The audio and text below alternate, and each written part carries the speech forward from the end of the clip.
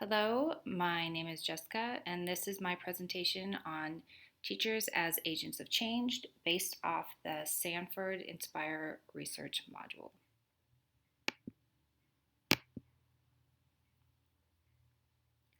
The three takeaways I gained from the Sanford Inspired module were identifying the difference between an agent of change and a teacher as a technician, culturally responsive pedagogy or CRP, and the culturally responsive pedagogy domains content, methods, and relationships.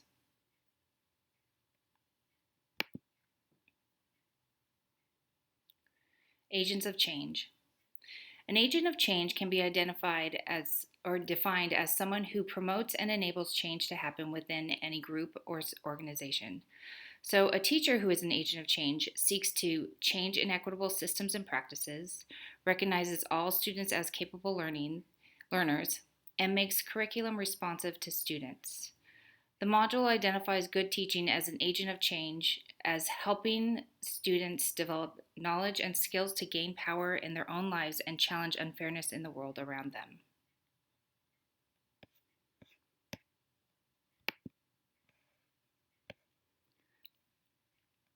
A resource I found is an article written by Michael Fullen, I think that's how you say his name, called Educational Leadership, Why Teachers Must Become Change Agents.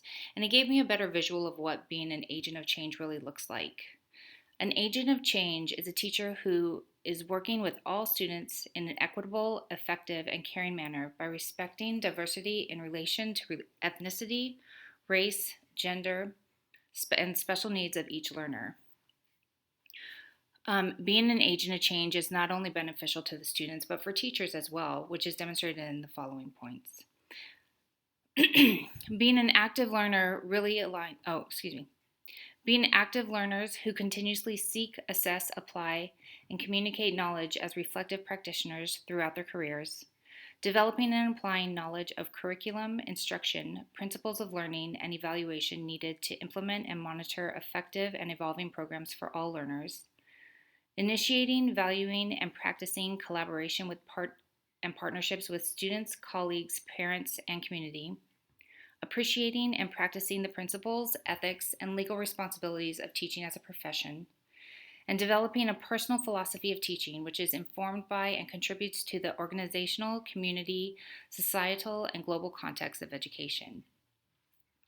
Being an active learner really aligns with being a lifelong learner, and being able to develop and apply knowledge of curriculum is being able to adapt and modify curriculum to fit each of your students' needs.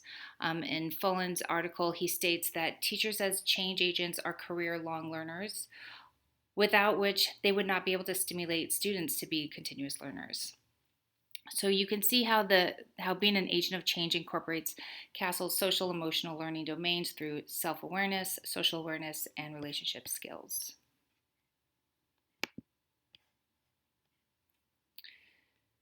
The module described good teaching by teachers as technicians as proficient use of technical skills such as lesson plans, classroom management, and assessment strategies. Now, these are all important aspects to have in the classroom, but it very much exemplifies the bare minimum expected from teachers, where they only implement curriculum and do not critique or question it.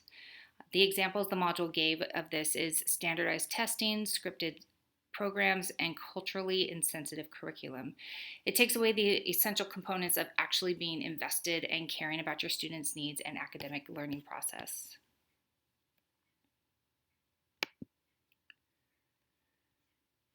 Culturally responsive pedagogy is a way of thinking about and approaching work with students, families, and communities. It uses cultural experiences and perspectives to teach. It places cultural and social identity of students at the center of teaching. It's oriented towards social justice, and it works towards academic achievement, cultural competence, and critical consciousness. The Sanford module talked about how CRP is really more of a mindset, and you can see how this becomes a teaching of the whole child approach. It bridges the elements of social emotional learning as well as incorporates methods of UDL where teachers are able to really reach each and every one of their students.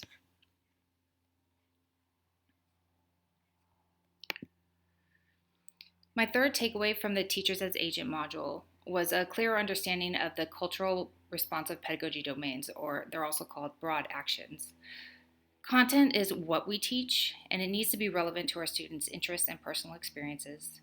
Methods is how we teach, and how we teach needs to be courageous enough to disrupt the status quo and be geared towards equity.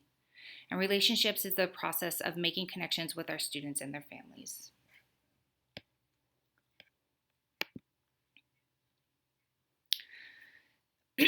Examples of culturally relevant content is placing explicit focus on achievements and experiences of people of color in history and social studies, supplementing the Common Core standards and mandated curriculum with information and text related to student interests and concerns, encouraging students to inquire, explore, and investigate curriculum content in ways that are meaningful to them and their learning experiences, and establishing a safe environment to teach, learn, and collaborate during culturally and socially sensitive topics.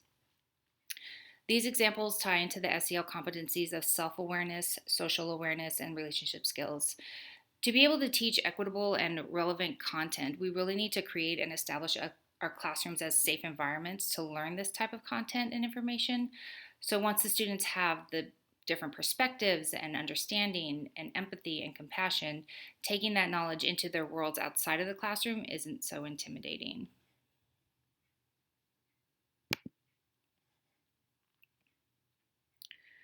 Examples of culturally relevant methods is involving students in the construct of knowledge, building on students' strengths and background knowledge, and engaging students in problem posing and critical thinking.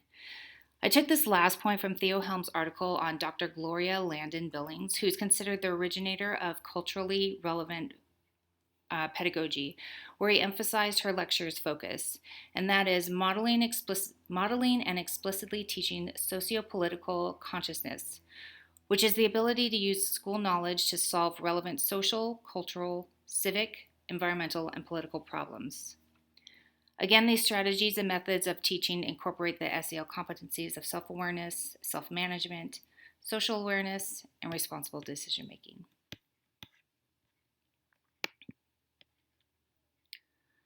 Michael Fullen's article had great information on being culturally responsive. My interpretation of it and what really resonated with me in regards to practicing and exhibiting culturally responsive relationships is in the following.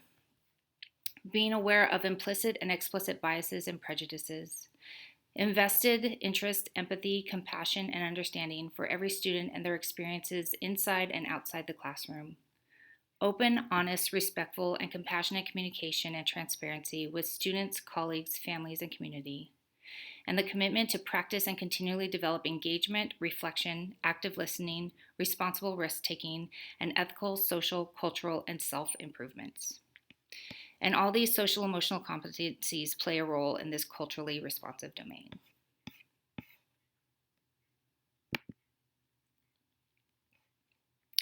Now, I want to go back to culturally responsive pedagogy for a minute. I found a really great book called Culturally Responsive Teaching, Theory, Research, and Practice by Geneva Gay that has really great information to bring this responsiveness to the classroom, and I wanted to share some of the excerpts that really grabbed my attention. She says, culturally responsive teaching makes academic success a non-negotiable mandate for all students and is an accessible goal. She says, culturally responsive teaching is validating, behavioral expression of knowledge, beliefs, and values that recognize the importance of racial and cultural diversity in learning. Culturally responsive teaching is comprehensive and inclusive.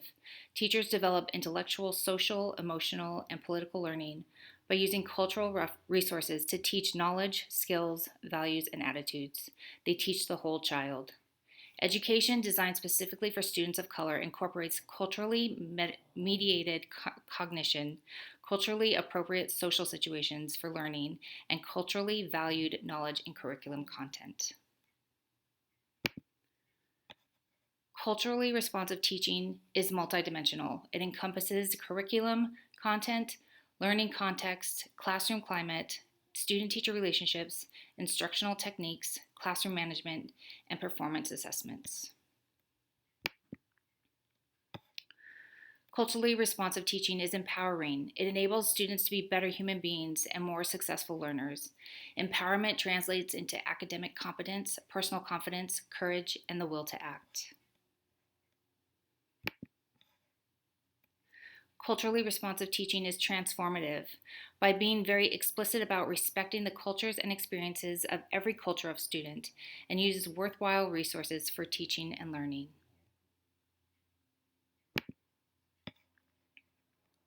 Culturally responsive teaching is emancipatory. No single version of truth is total and permanent, nor should it be allowed to exist uncontested. Learning engagements encourage and enable students to find their own voices, to contextualize issues in multiple cultural perspectives, to engage in more ways of knowing and thinking, and to become more active participants in shaping their own learning. Culturally responsive teaching is humanistic. It helps students acquire knowledge of self and others and the attendant values that come with having a better and more accurate understanding of who diverse people are and how they came to be as individuals, groups, and nations. Thus develops the idea that interdependence is an inherent attribute to humanity. Culturally responsive teaching is normal and ethical. Since culture and education are inseparably linked, the different ethnic groups have different cultures.